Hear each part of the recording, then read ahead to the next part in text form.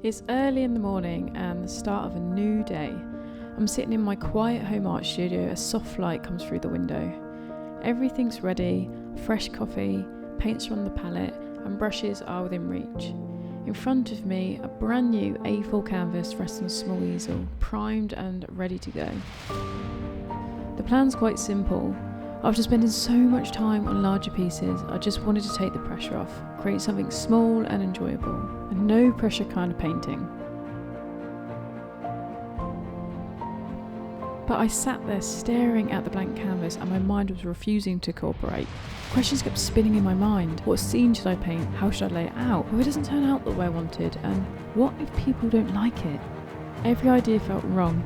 I wanted to create something simple yet interesting. I scrolled through my phone, desperately searching for inspiration, and then it hit me. I didn't need a perfect idea or a dramatic composition. What I needed was a moment in time I felt happy. I scrolled through my photos and I found it. A simple woodland scene, perfect in its natural beauty, captured on my phone from a dog walk. So in this video, I'm going to paint this scene and talk to you about the lack of inspiration and what you can do about it. Hey, so I'm going to show you how I get my image onto this canvas, this little A4 canvas. It's a pretty easy setup, to be honest, and this is basically going to avoid having to do any drawing. So I just quite simply use a projector which stands on top of a tripod, and then there's two simple connections. The first one being to the power source and the second one being to my phone. The reason that I've got this to my phone is because this is what I used when I was walking with my dog to take the picture, and then I've turned the image into black and white and made it darker, so that quite simply when I turn this light off in a moment you're going to see it appear on here. So let's just prop you up here.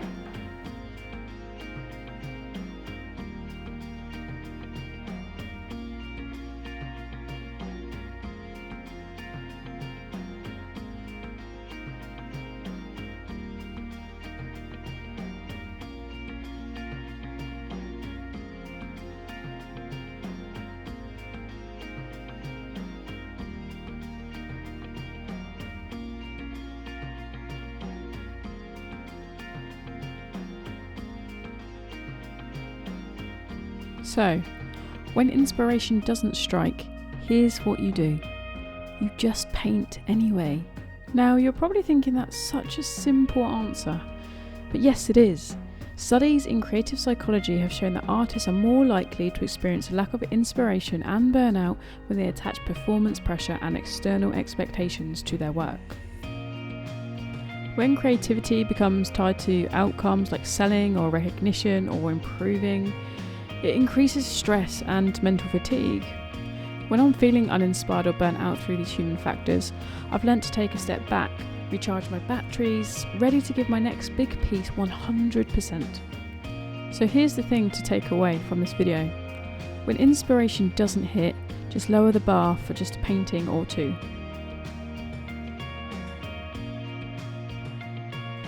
I just want to pause for a moment and show you what I'm doing here, because this might be a helpful tip if you're ever painting water reflections.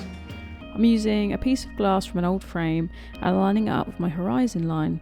The glass reflects whatever is above and it shows me where it would naturally fall below, which makes it much easier to place the reflections accurately. To sketch the lines in, I'm using General's white charcoal pencil. With my studio lighting, it's just easier for me to see, but depending on your setup, you could use black charcoal, a regular pencil, or even map it out with your paintbrush.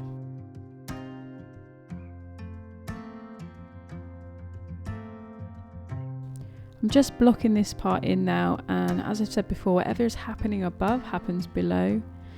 I'm just using quite simple colour mixtures for this, just to give me an indication where everything is placed.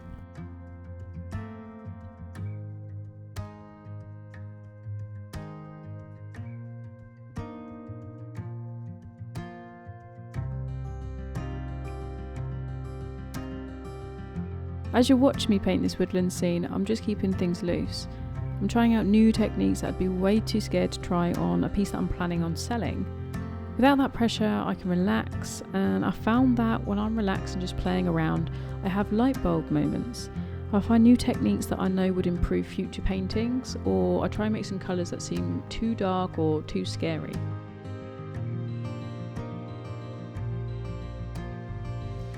I'm almost at the end of my blocking in stage, and you'll notice some of that burnt sienna primer still peeping through underneath. But this provides warmth and harmony and gives your painting that little extra pop. This layer is relatively thin, which helps us for two things. Firstly, it helps us adjust tones and colours if needed, and secondly, it helps to build up layers, creating interest and textures.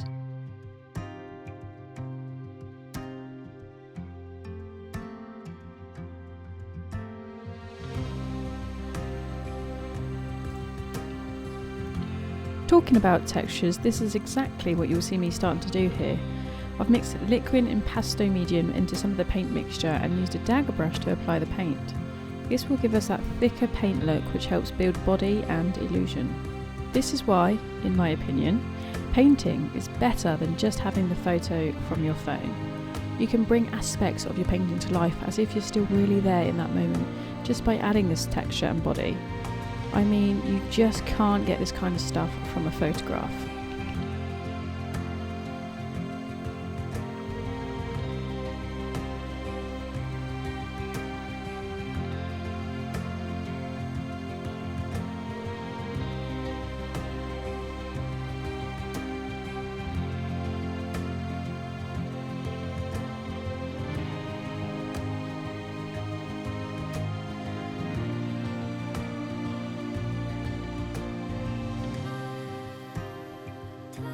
I think when we're stuck with inspiration, we could maybe try asking ourselves different questions.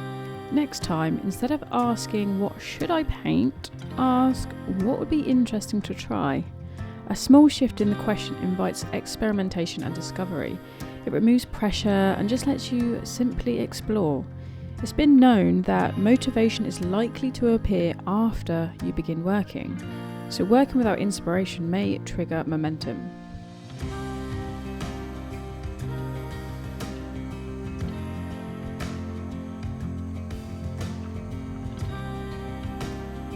In this painting, I wanted to experiment and experience what it was like to use much thicker paint.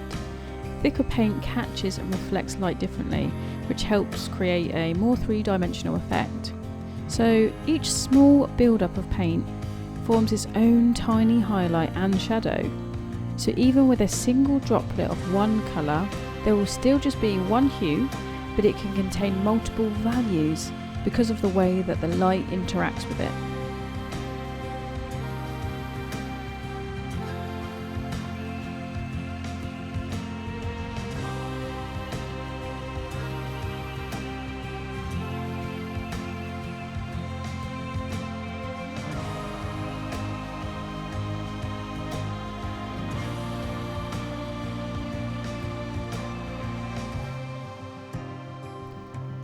You will notice I'm using a softer synthetic brush for the water reflections, and the reason for this is to create softer textures that help suggest the surface of the water.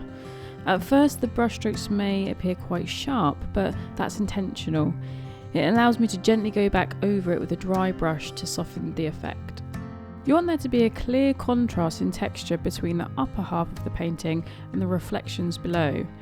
The trees and the landscape above can have more defined strokes, while the water should feel softer and slightly broken up. It's all about creating an illusion to the eye. In the end, painting something like this is really just about placing the right colours in the right places and using the right textures to make the scene feel believable. Don't wait for inspiration, just be creative and have fun with it. Thank you for watching, and I'll see you back here for the next one.